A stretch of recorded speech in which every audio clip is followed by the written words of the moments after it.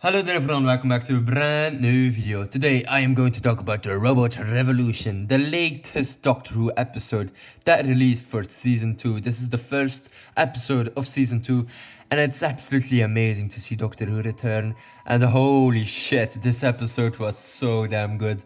Like, what the hell, I really enjoyed this episode. It was so damn good and something that we really needed for Doctor Who, like a fresh new bold introduction to the new season, and it actually succeeded. So yeah, that's wonderful, obviously.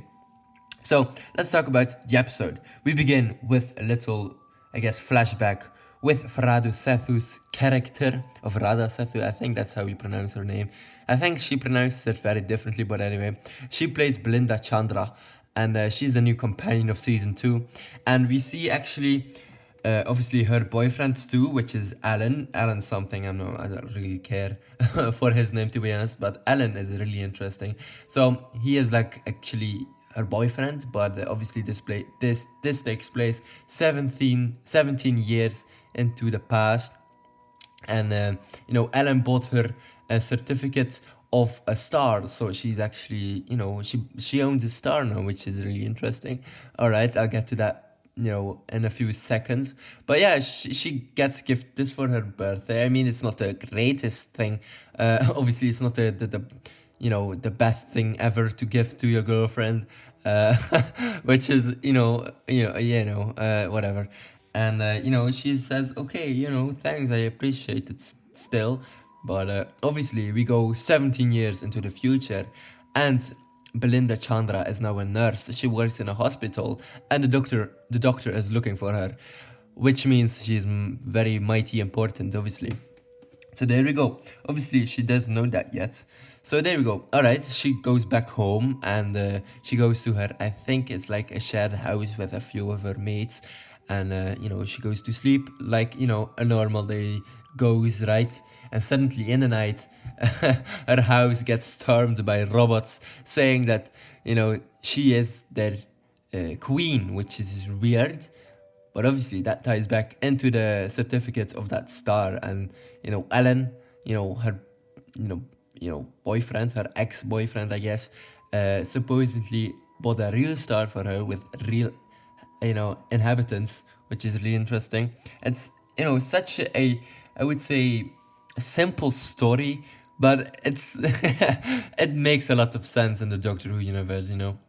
Something with so less details is actually becoming something very big, and that's really cool. So all right, she gets kidnapped, I guess, and the doctor actually finds her house and finds her, but obviously she gets kidnapped by these aliens. And the funny thing is, Mrs. Flood, so a very interesting and mysterious character, is actually her neighbor, and she talks to us, breaks the fourth wall and saying, I wasn't here, or you didn't see me. So what does that have to do with the entire story of Mrs. Flood knowing the doctor's fate? Oh boy, that's so interesting. Anyway, the doctor chases her with his TARDIS, and everything seems fine. Suddenly, the reality cracks, and we get, I guess, echoes of a reality, which is weird. And the doctor eventually ends up on Miss Belinda Chandra world, uh, which is interesting, with the Miss Belinda Chandra kind. Dude, that's a mouthful, man. Holy shit. So there we go. And these humans actually coexist with the robots, but the robots are superior to the humans, which is interesting. And obviously, the doctor tries to stop that and infiltrates actually the rebellion and becomes the historian of that planet. And the robots actually trust him, but obviously, as things do with or tend to do with robots and artificial intelligence in movies and shows, they overthrow them. Obviously, they start a revolution, and the doctor needs to stop whatever is happening there, which is really interesting, obviously. The thing is also that the robots are, they're a new great design, their faces switch, which is really interesting. Yeah, there we go. And I think, we get the glimpses of Belinda Chandra's character. People, thought that she was going to be more like Martha Jones, but she isn't, man. She's more like Donna Noble, or like she has the recklessness of Clara Oswald, which is so damn good. Holy shit, I really like watching her. And she doesn't really care about this adventure. She just wants to go home. I mean, she was kidnapped by robots and sent to a planet which was named after her, which she didn't really chose, or she didn't really choose that.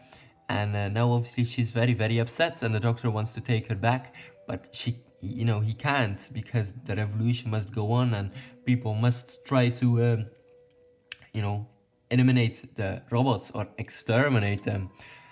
No, especially there was no Dalek cameo in this this video, or this episode, sorry. No, there wasn't, but still a very interesting episode nonetheless.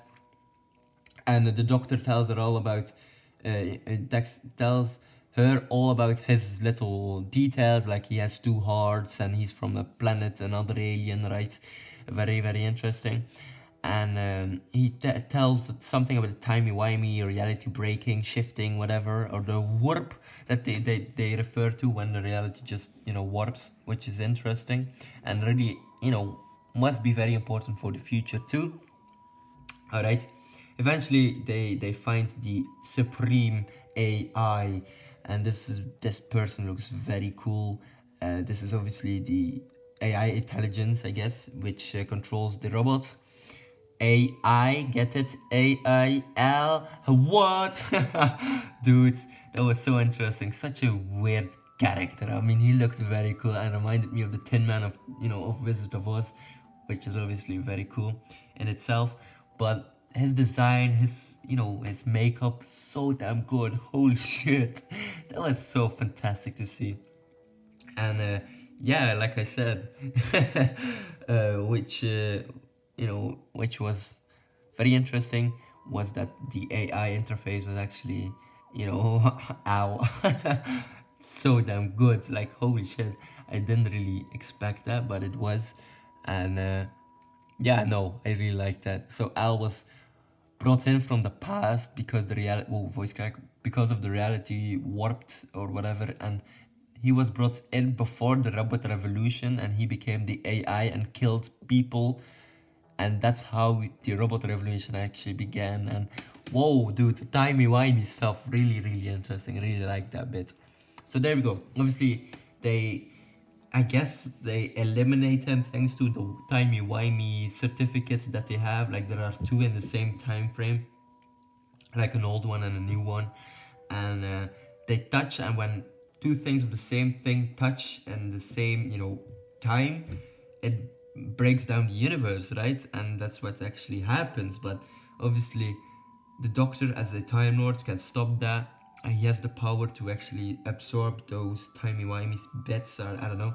And I mean, they made some juice about,